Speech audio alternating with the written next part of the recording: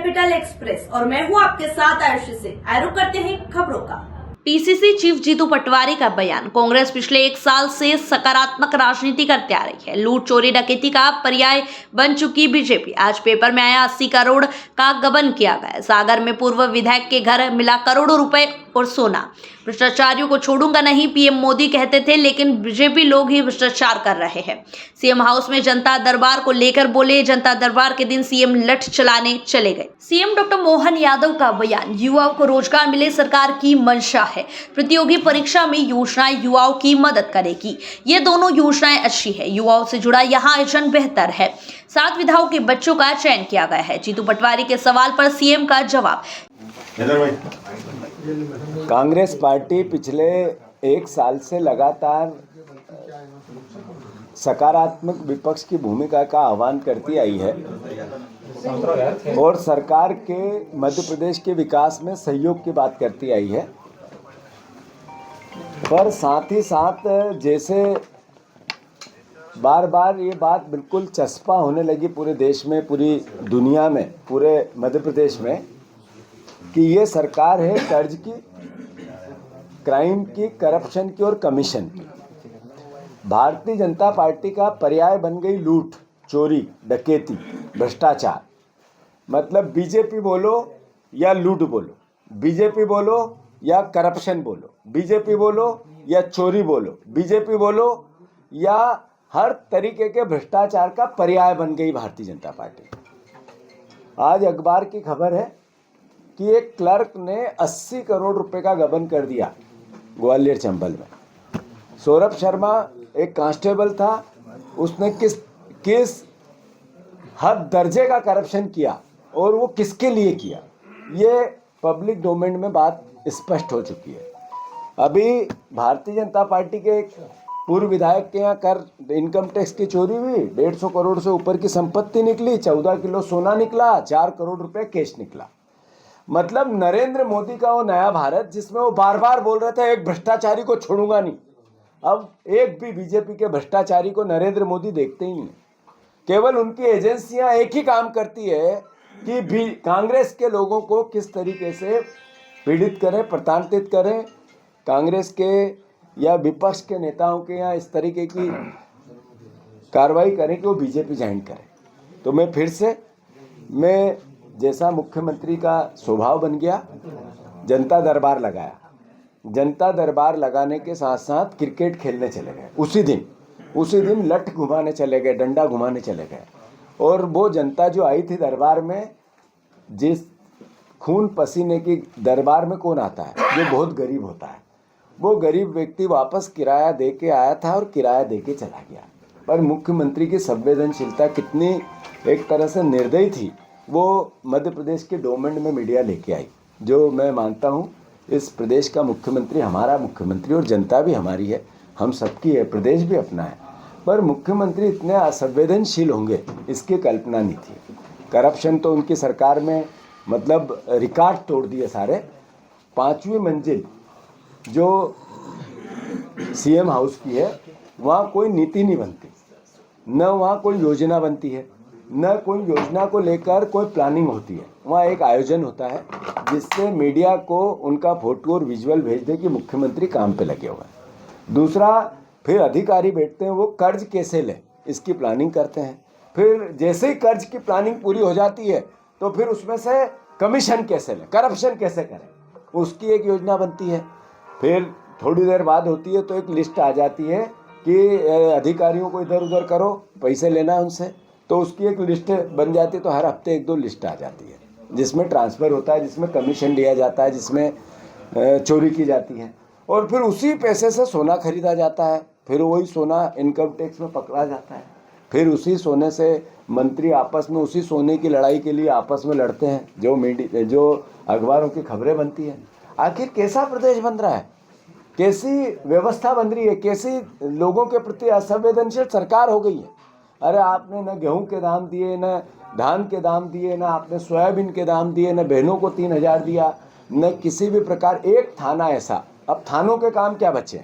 जो टीआई है उसका काम है सट्टा कैसे सुरक्षित चले, जुआ उस क्षेत्र में कैसे सुरक्षित चले, ये थाने का काम है। ये थाने का काम है कि कैसे अवैध शराब बिके, शराब के जो जितने भी डीलर हैं, जो शराब के ठेकेदार हैं, उनकी सुरक्षा कैसे हो। अब ये पुलिस वालों का काम बच गया। एक एक एक एक एक पुलिस वाले का काम है रात को जो क्लब चलते हैं, नाइट क्लब, उनकी सुरक्षा कैसे हो। एस्पा जो चल रहे हैं इधर उधर, ये अभी भोपाल में तो 3 दिन पहले एक कांड पकड़ा गया जिसमें 50-60 लड़के लड़कियां पकड़ी, वो चल रहा था, थाने के पास ही था वो। तो थानों के काम जितने अवैध काम है वो चलाने के लिए टीआई को एक तरह से परमिट दे दिया, क्योंकि उस टीआई को पैसे देके ही तो थाना दिया गया था, वैसे ही पैसे देके वो ये काम करवाता है।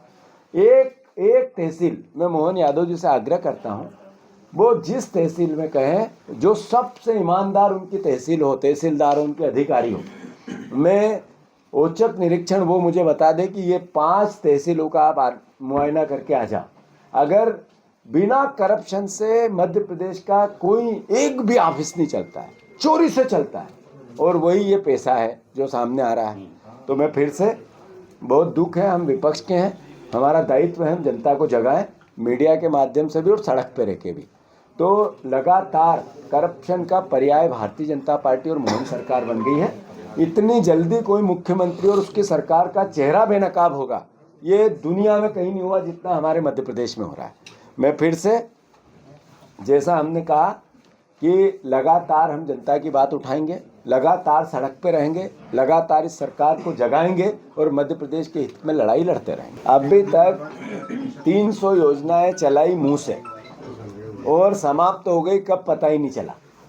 तो मुंह से योजना चलाते हैं लोग, मुंह से, केवल भाषण के लिए, इवेंट के लिए, अखबार की हेडिंग के लिए। अरे योजनाएं 73 विभाग की, आपने 73 योजनाएं 33 विभाग की समाप्त कर दी, अब नई योजना फिर ले आए। पुलिस विभाग की ट्रेनिंग की योजना है और पुलिस विभाग की नौकरी निकलेगी नहीं, तो उस ट्रेनिंग को देके क्या उनको और परेशान करोगे। तो नौकरी तो दो ट्रेनिंग के पहले, उस पर तो बात करो। आपने पीएससी के बच्चों को फोटो विजुअल करा लिए और कहा कि हम 1 लाख नौकरियां देंगे, और जैसे ही उनने बात चालू करी जेल भेज दिया। तो ये कौन सी योजना है आपकी। तो ये सरकार सिर्फ मुंह में इवेंट करने की सरकार है, झूठ बोलने की, हेडलाइन बनाने की सरकार, विज्ञापन देने की सरकार है, और चोरी और करप्शन और कमीशन की सरकार है।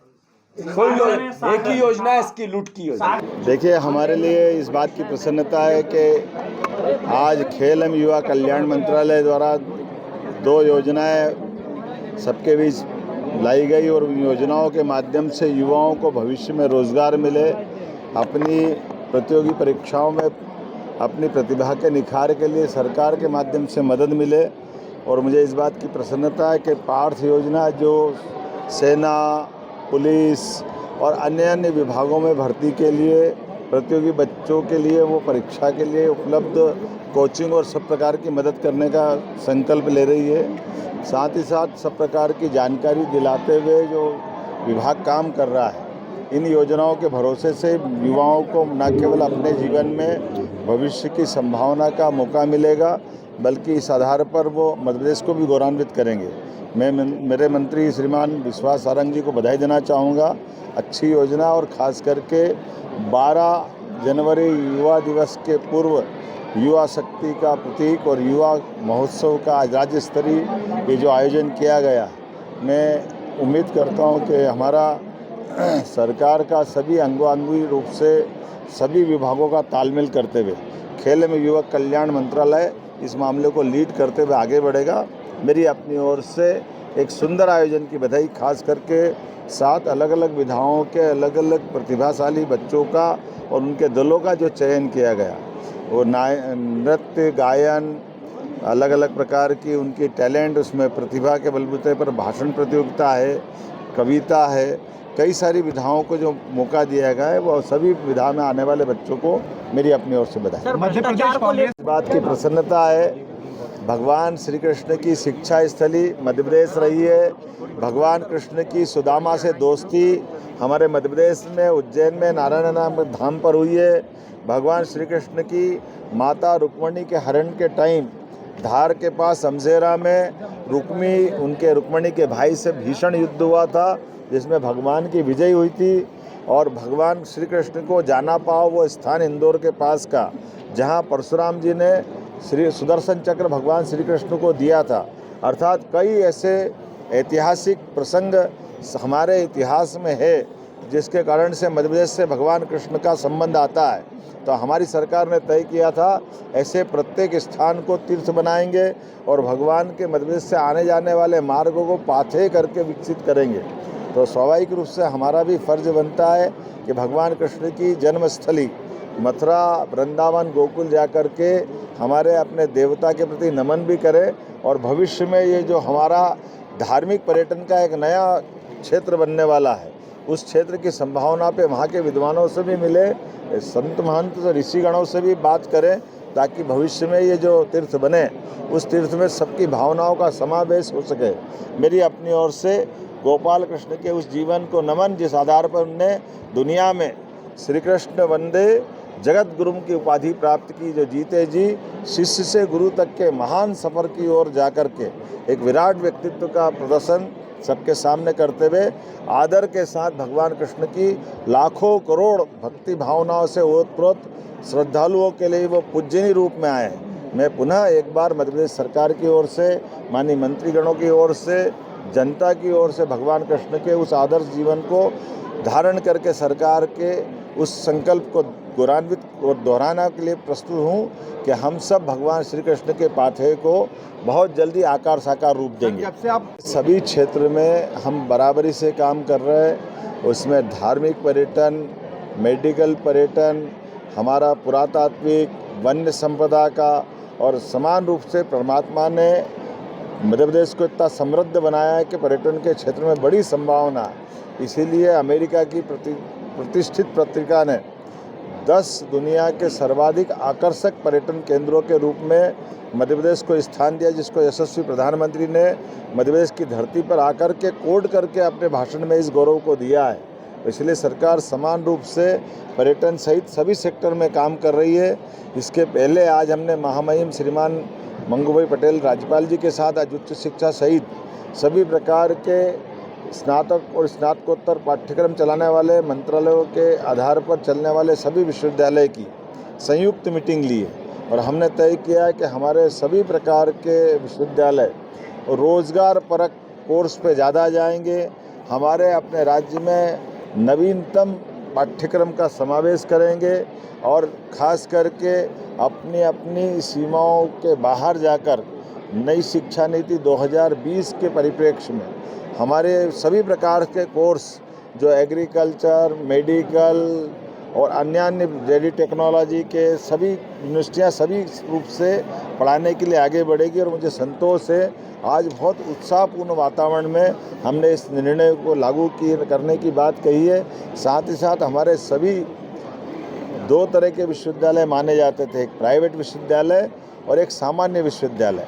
तो सामान्य विश्वविद्यालय नहीं होते, वो भी शासकीय विश्वविद्यालय है। इसलिए हमने कहा कि शासकीय विश्वविद्यालय के समान हमारे सभी vice chancellor, professor, assistant professor, lecturer, सरकार जो उच्च शिक्षा के शासकीय प्राध्यापक गणों को जो सुविधा देती है, उसी के समान हमारे विश्वविद्यालय के भी ये सभी शिक्षा के जुड़े हुए लोगों को सरकारी विश्वविद्यालय की तरह उनको मान्यता देगी। और उनके अपने विश्वविद्यालय के परिक्षेत्र में हम सब संभावनाओं का एक बड़ा एक आकाश तलाश रहा है, जिसके माध्यम से युवाओं को बड़े पैमाने पर रोजगार परक शिक्षा से वो परिचित हो सके, उसका लाभ उठा सके और मध्य प्रदेश का शैक्षणिक जगत देश के अग्रगण्य राज्यों में शामिल हो। मेरी अपनी ओर से बधाई। सर आज मथुरा जा रहे हैं, मथुरा को लेकर श्री कृष्ण आप जा रहे हैं, को कागज में रखते हैं। इससे पहले भी योजना हुई, युवाओं को रोजगार नहीं मिलता है। ये अपने आप में पर्याप्त है कि हमने जितने प्रकार के विज्ञापन निकाल करके भर्ती कर रहे हैं, आप अंदाज लगा लो कि 42,500 तो स्वास्थ्य विभाग के पदों की मंजूरी दी गई है। बीते 1 साल के अंदर अगर 1.25 लाख से ज़्यादा पदों की मंजूरी हमने दी है और विज्ञापन के लिए कहा है। हम अपने संकल्प पत्र से बंधे हुए हैं। 1 लाख के आसपास तो भर्ती 1-1.25 साल में हम करने वाले हैं। साथ ही साथ 2.5 लाख से ज़्यादा भर्ती हम पूरे 5 साल में करेंगे। जो संकल्प पत्र में हमने आश्वासन दिया है उसका अक्षर अक्षर हमारे लिए गीता की तरह है, हम उसका पालन करेंगे। हमारे लिए प्राइवेट सेक्टर में भी 3 लाख से ज़्यादा युवाओं को मौका देने के लिए हमारी इन्वेस्टर समिट में जो MOU हुए हैं, उम्मीद करते हैं कि देश के साथ प्रदेश की भी प्रतिभा, खासकर माननीय मोदी जी के सपनों को साकार करती हुई सभी प्रकार के यथायोग्य प्रकार से उनकी बौद्धिक क्षमता के आधार पर अपने अपने ढंग से रोजगार में युक्त हो। मेरी अपनी ओर से अच्छे कार्यक्रम की बधाई। इसके साथ ही धार्मिक पर्यटन भी जिस तेजी से बढ़ रहा है मध्य प्रदेश में, उससे भी क्या निवेश